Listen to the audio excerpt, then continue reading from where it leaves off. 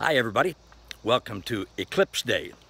Right now it's 3 minutes after 1 o'clock on August 21st, and I'm in Lawrence, Kansas, maybe 50 miles or so from where the actual total eclipse is.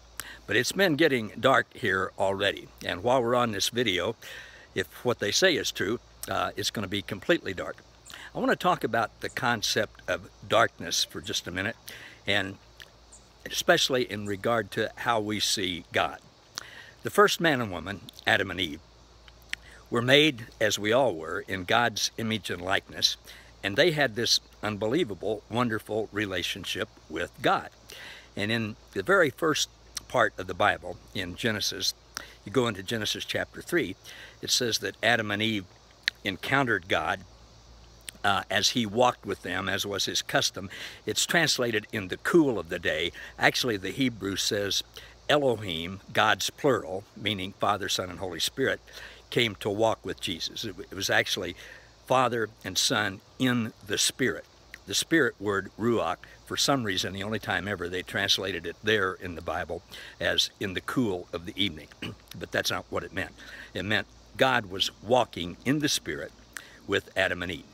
And they lived in union, and they lived from their heart. Their hearts were connected, their spirits were connected with God's Spirit. They were in oneness. Now, God gave them a warning, as do all good parents. He said, look, you can do virtually anything you want to here, but don't eat from this one tree. Don't eat from the tree of the knowledge of good and evil, because if you do that, you'll surely die. He didn't say, I'll kill you. He said, you will surely die. Now, here was the problem with that tree. Prior to that, everything that they knew was true, and they knew God was good, and God loved them, and God created them because he wanted a family and everything. But once they listened to the lie from evil, saying, you know, God's holding out on you. If you go over here and do this, then you'll be like God. Well, they believed that lie, but actually they were already like God, weren't they? So, once they connected with evil, they didn't die physically right then, but they in effect died in their ability to spiritually understand who God really was. And they started believing lies from the evil. They started believing that God was angry with them. He wasn't. They started believing that God was going to punish them. He wasn't going to punish them. They started to believe that they were separated from God. They weren't separated from God. They started to believe all these lies about an angry, punitive God that has to be appeased. They thought they were separated from him. So the first thing they did is they got scared. They were afraid of God. And then they decided they needed to do something to get right back with God, to get in God's good graces again. I'm stuttering around here a little bit because I've got a bunch of neighbors around in our backyard standing out on their porch watching this. They can't hear me, I don't think, but they can see me and wondering what in the world I'm doing. They probably think I'm a scientist out here doing an experiment or something. Probably not if they know me. So at any rate, I think you can probably see it's starting to get darker here.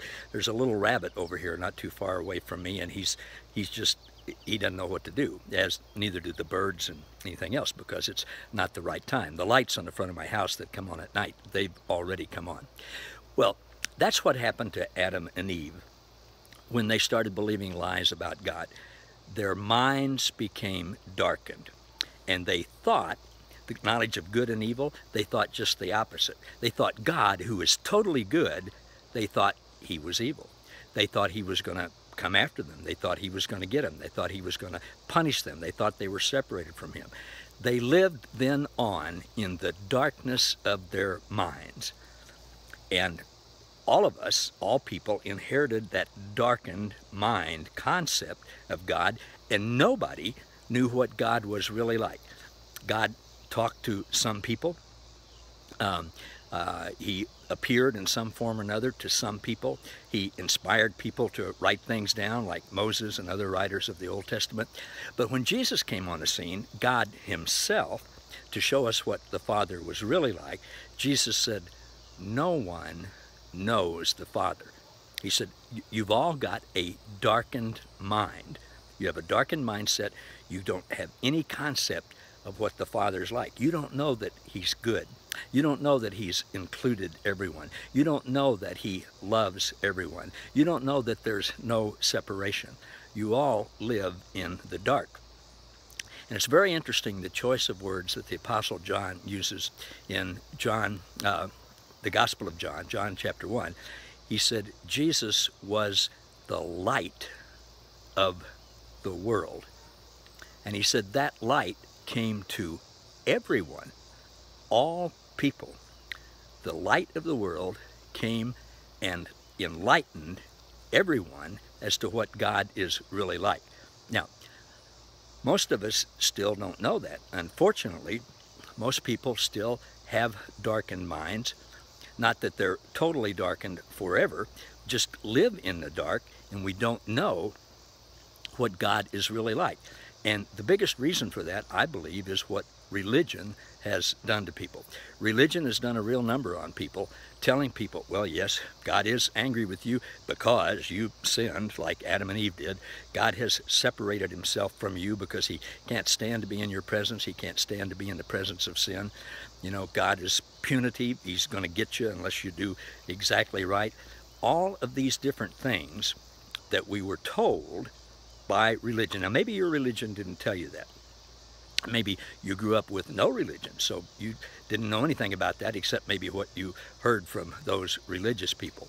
But that's what a lot of people involved in religion have thought about God. They've had the wrong impression of God, and as a result, it's caused people to live just like Adam and Eve, to live in fear, to be scared of God, to think incorrect thoughts about God, to believe that they're going to be punished by God, both here in earth now and eternally, and to believe that God is totally upset with them and can't even stand to be in their presence.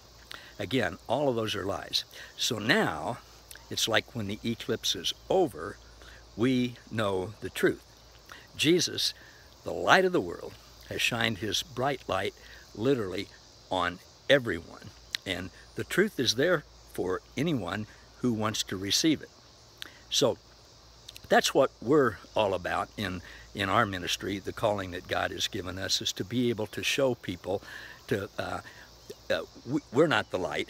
Jesus is the light, and the Holy Spirit shines the light of illumination from the inside out on people, showing them who God is, showing them, revealing, as some people say, revealing the lost Father, showing people what God is truly like, his unconditional love.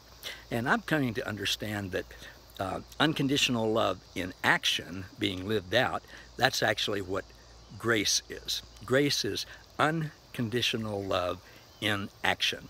And that's what Jesus has come to reveal. It didn't actually get as dark here as we thought it was going to be, as we were told it was going to be. It's starting to lighten up a little bit now. It is cloudy here, so I was hoping to give you some of the sun in the background here. Just over the top of my head is where the sun generally is at this time of day, but it's not there right now because of the clouds. So at any rate, I hope that's helpful. I'm going to be back doing my convertible conversations in about 10 days on September 1st. I've got some cool things that the Lord's been showing me that I've been working on. Look forward to seeing you then. Thanks, everybody.